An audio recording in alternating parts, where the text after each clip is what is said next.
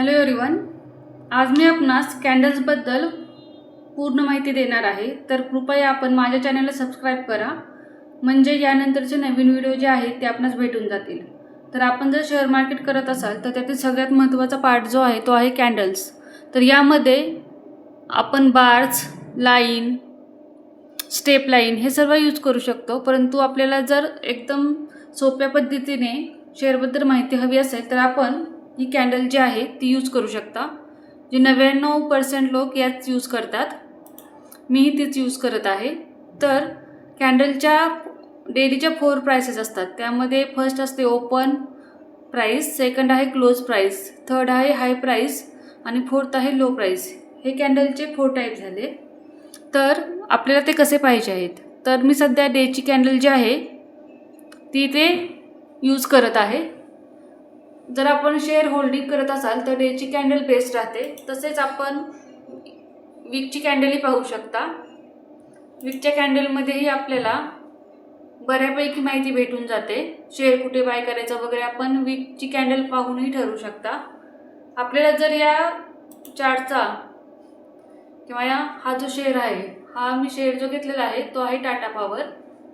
तर याची जर आपल्याला पूर्ण माहिती हवी असेल ओपन झाल्यापासूनची, तर आपण यासाठी जी कॅन्डल वापरायची आहे ती आहे 6 मंथ किंवा 12 मंथ. आता मी 12 मंथची कॅन्डल जी आहे ती घेत आहे.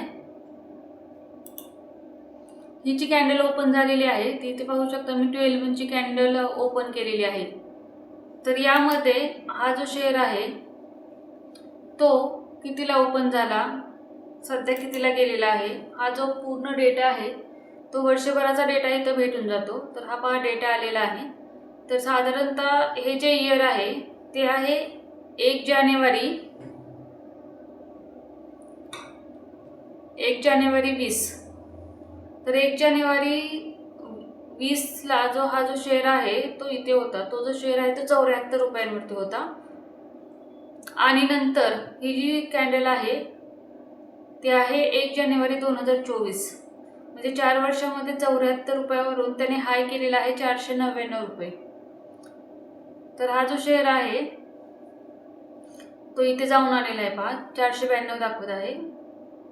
इथे हा जो शेअर आहे तो त्याने हा हाय केलेला आहे. तसेच सध्या जो याची जी प्राइस आहे,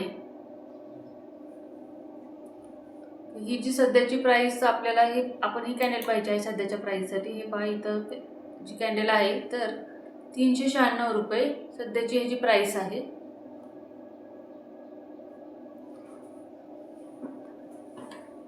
तर यामध्ये 12 मंथची जर आपण कॅन्डल सिलेक्ट केली तर आपल्याला पूर्ण डेटा भेटून जातो. तर मी आपल्याला ही कॅन्डल ओपन कुठे होते, क्लोज कुठे होते हे कसं पाहायचं ते सांगत आहे. तर यासाठी मी परत 1 डेच्या कॅन्डलवरती येत आहे.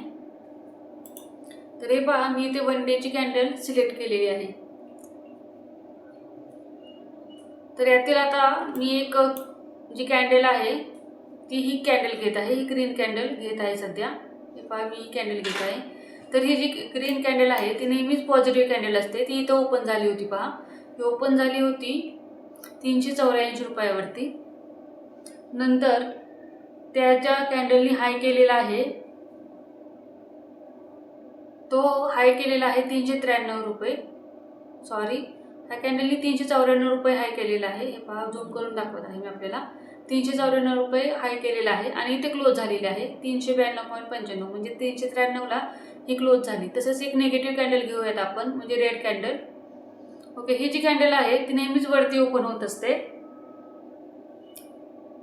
आणि नंतर खाली येत असते.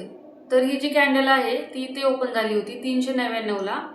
नंतर तिने इथे ओपन झाल्यानंतर इथे एक हाय केला, तो केला 401 रुपयाला तिने हाय केला. नंतर ती खाली आलेली आहे. तिने लो केलेला आहे 394 रुपये आणि इथे क्लोज झालेली आहे ती 395.30ला.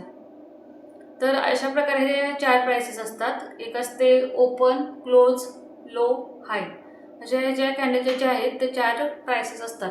जर आपण इंट्राडे करत असाल तर आपण यामध्ये मिनिट किंवा आवरच्या कॅन्डल यूज करू शकता. ह्या पहा, इथे मिनिटच्या कॅन्डल दाखवत आहेत.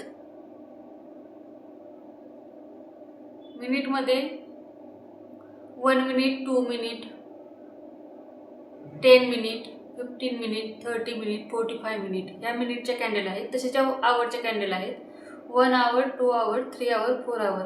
तर आपण इंट्राडे करत आहात की होल्डिंग करत आहात यावरून आपण जे कॅन्डल आहेत ते सिलेक्ट करू शकता आणि ती कॅन्डलस्टिक पॅटर्नचा पूर्ण अभ्यास करूनच आपण शेअर बाय करावा किंवा सेल करावा. आपल्याला माहिती आवडली असेल तर कृपया माझ्या चॅनलला लाईक आणि सबस्क्राईब करायला विसरू नका. धन्यवाद.